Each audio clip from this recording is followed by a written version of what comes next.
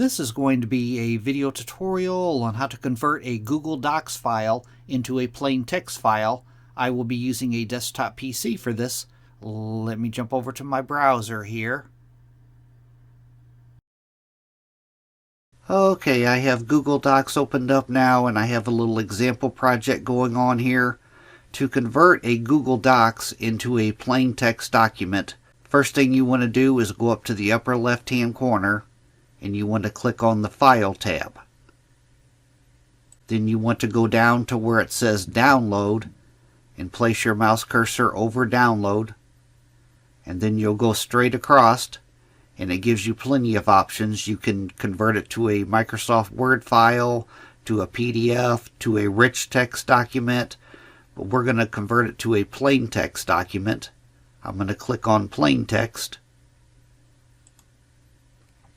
and then in the dialog box that opens up here, you could choose the destination for your file, and you can rename your file if you'd like.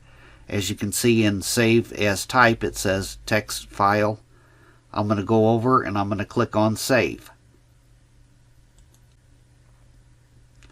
Now I'm going to go down to the bottom of my browser down here and I'm going to open that file that I just saved.